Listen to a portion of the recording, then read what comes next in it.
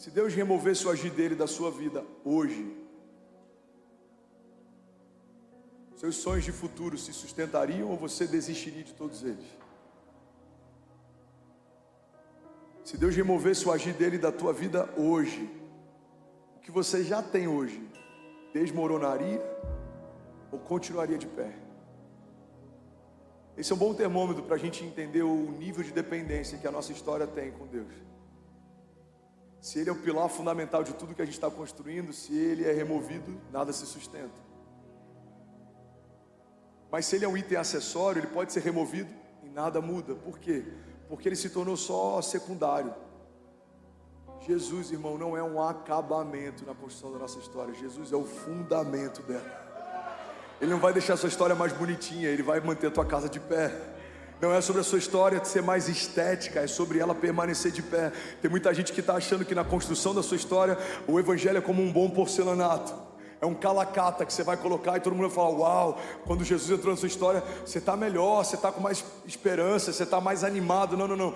A vida de Deus em nós não é para gerar só um ânimo. A vida de Deus em nós não é para deixar a gente só com expectativa. Não é para a gente ter o nosso ego amaciado. Não é para receber uma palavra no domingo e a gente ficar bem durante a semana. Não, o evangelho não é para você ser uma versão melhor de quem você era, porque a versão que você era deu errado.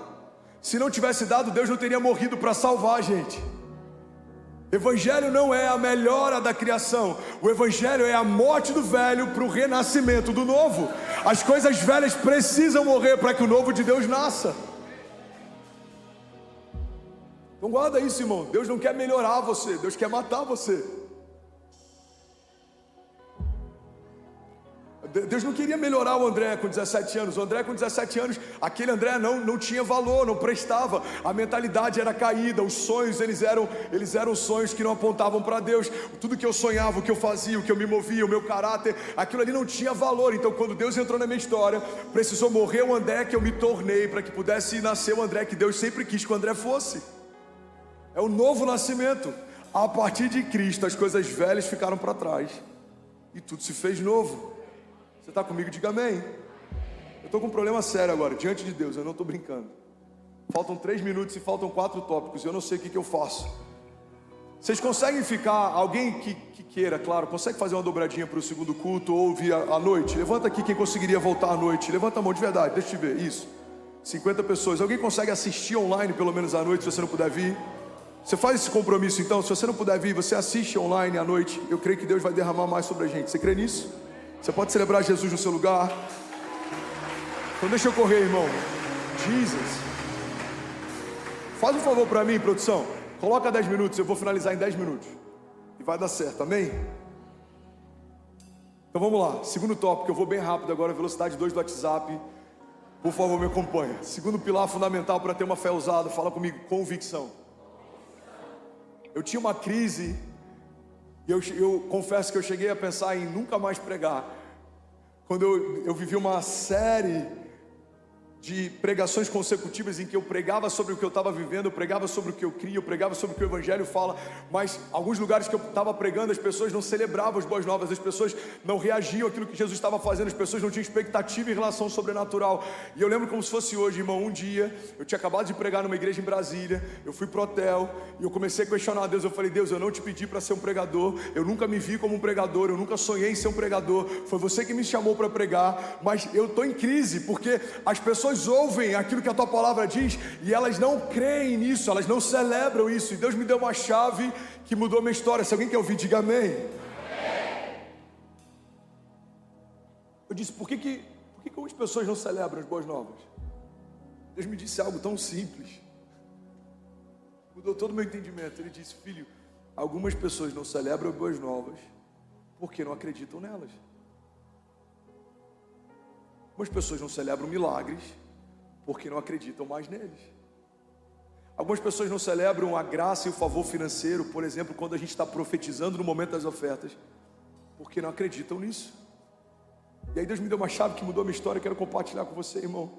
A ausência de alegria em relação ao milagre é a expressão da ausência de confiança em relação àquilo que Deus pode fazer. Pega isso aqui, não se distrai.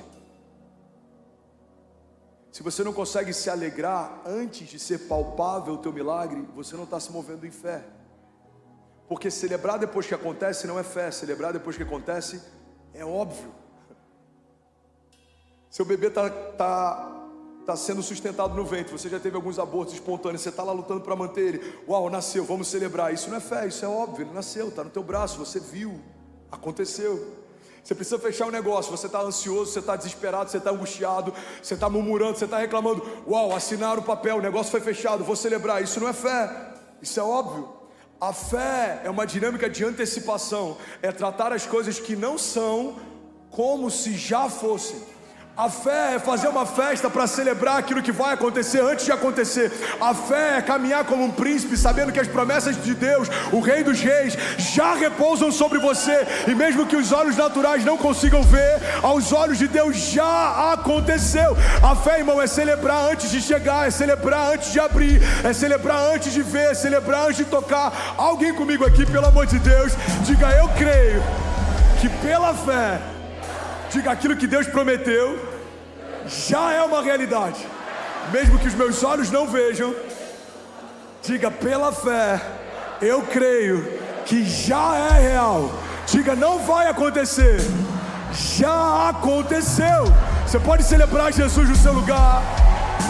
Aleluia, aleluia. Celebrar depois é óbvio, irmão. Fala para quem está do seu lado: celebrar depois que acontece é óbvio. Eu estava tomando café da manhã com um casal da nossa igreja e eles falaram: pastor, eu tenho que te dar um testemunho. Eu lembro que uma vez, e é por isso que eu botei isso nesse sermão, porque eles me lembraram dessa mensagem que eu preguei no ano passado. Eles falaram: eu lembro que você estava pregando e você falou que celebrar depois de acontecer não é fé, é óbvio. Você lembra disso? Eu falei: lembro. Então a gente tinha perdido 5 gestações por aborto espontâneo. 5. E eu cheguei para o meu marido, eu falei: o meu ventre é um sepulcro, porque toda criança que é gerada aqui morre. Eu não sei se eu vou ser mãe, eu não sei o que Deus quer de mim, eu não sei o que está acontecendo. E aí eles ouviram essa palavra no culto. E eles mudaram a mentalidade e o posicionamento. Então eles pararam de esperar acontecer um milagre para celebrar, eles já começaram a celebrar o milagre antes dele acontecer. Eles já começaram a pensar no nome. Se for menino, qual que vai ser o nome? Se for menina, qual que vai ser o nome? Jesus, obrigado pelo milagre, porque essa gestação vai vingar. Obrigado porque essa criança vai nascer. Obrigado porque o Senhor tocou meu ventre. E sabe o que aconteceu? O bebê nasceu há algumas semanas atrás e eles colocaram o nome de Benício, significa abençoado, bendito. Por que Deus mudou a história dessa família? Porque eles pararam de esperar acontecer para celebrar. Eles começaram a celebrar antes de acontecer. Por que a gente profetiza que essa já é a melhor semana da nossa vida? Porque dizer que a última foi a melhor semana, depois que ela aconteceu, qualquer um pode fazer. Mas profetizar antes da semana acontecer, só quem carrega uma unção profética pode fazer. Nós recebemos de Deus autoridade para ligar e desligar. Aquilo que vai ser ligado e desligado na terra, também vai ser ligado e desligado no céu. Você crê nisso? Diga amém. Vamos correr, Jesus. Efésios 1:3 diz: bendito seja o Deus e Pai do nosso Senhor Jesus Cristo. Pega isso aqui, irmão. Que nos abençoou com todas as bênçãos espirituais nas regiões celestiais em Cristo. Tem uma chave que é tão simples.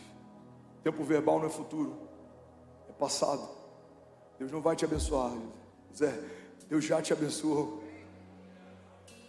Renan, Deus não vai te abençoar. A Bíblia está dizendo: Ele já te abençoou. Vou ler isso de novo. Bendito seja o Deus e Pai do nosso Senhor Jesus Cristo, que nos abençoou com todas as bênçãos espirituais nas regiões celestiais em Cristo Jesus. Tem gente frustrada esperando Deus abençoar. Você precisa ter uma mentalidade de entender que Deus já te abençoou. Deus já te abençoou. Tem portas que ainda não se abriram, fica calmo, vai se abrir. Tem promessas que ainda não se cumpriram, se posiciona, vão se cumprir. Tem coisas que ainda não aconteceram, não desiste, não murmura, não se compara, não olha para o lado, não retrocede, vai se cumprir. Irmão, a questão não é se vai acontecer, é só um detalhe: quando vai acontecer. Mas se Deus disse que vai fazer, é impossível você crer e se posicionar e você não experimentar o que Deus disse que faria. A questão não é se Deus vai fazer a parte dele, a questão é se a gente está fazendo a nossa. Qual é a minha parte, pastor? É crer e não duvidar. É crer e não duvidar. Alguém está comigo? Diga amém. E aí, tudo bem? Você acabou agora de assistir um vídeo. Se você ainda não está inscrito, já se inscreve também no nosso canal, ativa esse sininho aqui embaixo de notificação e toda vez que eu fizer uma live ou estiver transmitindo uma mensagem ao vivo, você vai ser um dos primeiros a saber. Mas eu deixei mais 2 indicações aqui que eu espero que façam muito sentido para você. Então já aproveita e clica para assistir a próxima mensagem, beleza? Seja bem-vindo ao time de incendiários e eu espero de verdade que essas mensagens mudem a sua vida como elas têm mudado a minha também. Até a próxima. Valeu!